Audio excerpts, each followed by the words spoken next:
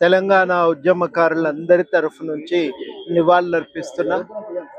ఆయన ఆంధ్ర పాలకుల పెత్తనంలో జరిగిన అన్యాయాలను సహించలేక వాటికి నిరసనగా తన ఆత్మ బలిదానానికి పాల్పడ్డాడు, ఆత్మహత్య చేసుకున్నాడు. మొత్తం తెలంగాణ సమాజానికి ఒక స్ఫూర్తిగా నిలిచాడు.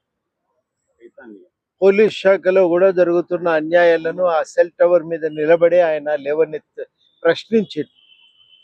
ఇక ఈ రాష్ట్రంలో న్యాయం జరగదు, ప్రత్యేక రాష్ట్రం అయితే తప్ప బతకలేమని చెప్పి ఆయన తన తుపాకీతో కాల్చుకొని అక్కడి నుంచే తెలంగాణ కోసమని బలిదానానికి పాల్పడినాడు.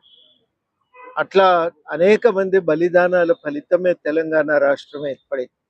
ఇవాళ చాలామంది మేము ఒక్కలమో ఇద్దరమో తెలంగాణ తెచ్చినామని చెప్తుంటారు, కానీ ఇంతమంది పిల్లల బలిదానాలు అనేవి లేకపోతే తెలంగాణ రాష్ట్ర ఏర్పాటును ఊహించటం కూడా సాధ్యం కాదు.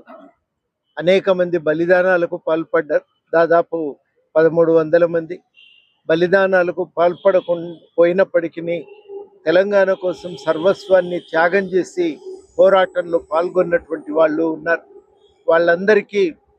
వాళ్ళందరి భాగస్వామ్యాన్ని గుర్తిస్తే తప్ప, వాళ్ళందరి పాత్రను గుర్తిస్తే తప్ప తెలంగాణ ఎట్లా ఏర్పడిందో మనం వివరించటం కూడా సాధ్యం కాదు.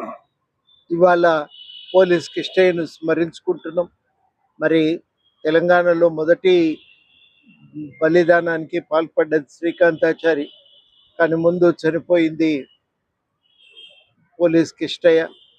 ఈ పోలీస్ కిష్టయ్య అమరత్వాన్ని గుర్తించి ఇప్పటికైనా ఈ అమరవీరుల కుటుంబాలను ఆదుకోవటానికి ప్రభుత్వం ప్రకటించిన విధంగా పింఛన్లను కూడా వెంటనే అమలు చేయాలని కూడా ఈ సందర్భంగా కోరుతూ జోహార్ పోలీస్ కిష్టయ్య.